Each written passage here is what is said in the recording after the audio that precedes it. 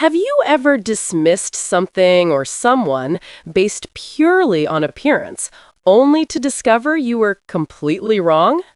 Yeah, that's exactly what the famous expression, "you can't judge a book by its cover," is all about.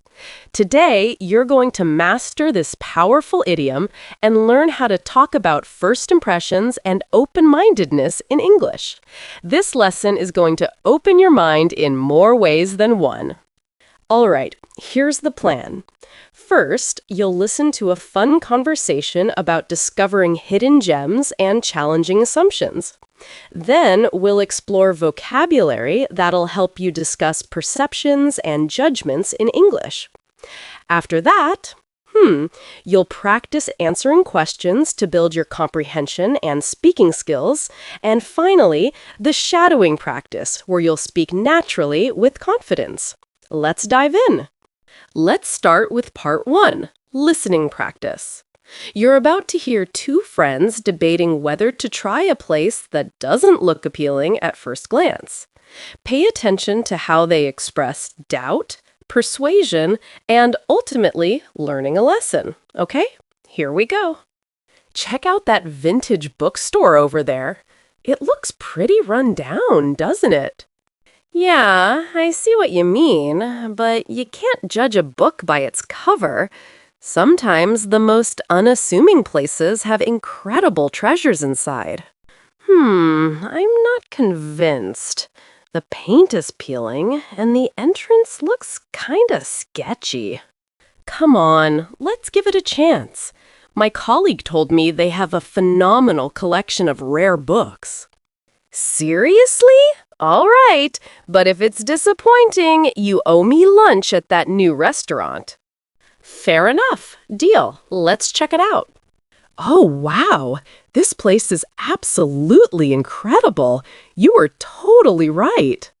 See, that's exactly why we shouldn't make snap judgments based on appearances. You've taught me something today. From now on, I'll definitely be more open-minded. Great conversation, right? Now, let me tell you why this type of vocabulary is so valuable. The expression, "you can't judge a book by its cover," is one of the most commonly used idioms in English. Native speakers use it constantly in conversations about people, places, products, and opportunities. When you master this phrase, you sound more culturally fluent and can participate in deeper discussions about perception and reality.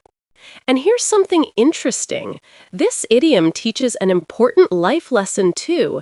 In English-speaking cultures, there's a strong value placed on giving things a fair chance and not making superficial judgments. Learning this expression isn't just about vocabulary, it's about understanding cultural values and thinking patterns. All right, moving to part 2, vocabulary time. Let me break down these essential expressions about judgment and perception. First, the star phrase, "you can't judge a book by its cover." This means you shouldn't form opinions about something or someone based solely on outward appearance. For example, that tiny restaurant doesn't look fancy, but you can't judge a book by its cover. The food is absolutely divine. Next, "you owe me." This expression means someone is obligated to give or do something for you because of a previous agreement or favor. Like, "I covered your shift last weekend, so you owe me one." Then we have open-minded. This means willing to consider new ideas, try different experiences, or accept different perspectives without prejudgment. For instance, successful people tend to be open-minded about learning from anyone, regardless of their background. And finally, expressions like "give it a chance," meaning to try something before deciding, and "snap judgment," meaning a quick decision made without careful thought. Example, don't make a snap judgment about the movie from just the trailer. Give it a chance. Oh, and guys, here's the truth. Repetition is absolutely critical for mastering idioms and expressions. Watch this video multiple times, practice these phrases in different contexts, and they'll become natural parts of your English vocabulary. Yeah, that's how you truly internalize the language. Now, part 3, listen and answer practice. I'm going to ask you questions about the conversation. Answer out loud with confidence. This strengthens both your understanding and speaking abilities. Ready? Let's go! Check out that vintage bookstore. It looks pretty run down, doesn't it?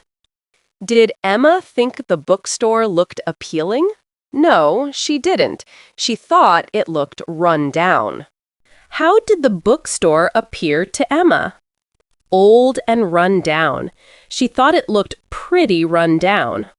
Yeah, but you can't judge a book by its cover. Sometimes the most unassuming places have incredible treasures inside. Did Lucas agree with Emma's first impression? No, he didn't agree with her initial judgment. What expression did Lucas use about not judging by appearance? He said, "You can't judge a book by its cover." Did Lucas suggest the bookstore might have good things inside? Yes, he did. He said it might have incredible treasures. I'm not convinced. The paint is peeling, and the entrance looks kinda sketchy. What was wrong with the bookstore's exterior? The paint was peeling. The paint was peeling, and the entrance looked sketchy. Did Emma think the bookstore looked well-maintained? No, she didn't. She thought it looked poorly maintained. Come on, let's give it a chance. My colleague told me they have a phenomenal collection of rare books. Why did Lucas want to try the bookstore? Because his colleague recommended it. His colleague said they have phenomenal rare books. Who suggested going inside? Lucas. Lucas suggested giving it a chance. All right, but if it's disappointing, you owe me lunch at that new restaurant. Did Emma agree to try the bookstore? Yes, she did. She agreed to give it a chance. What did Emma say Lucas would owe her if it was bad? Lunch. She said he would owe her lunch at a new restaurant. Fair enough.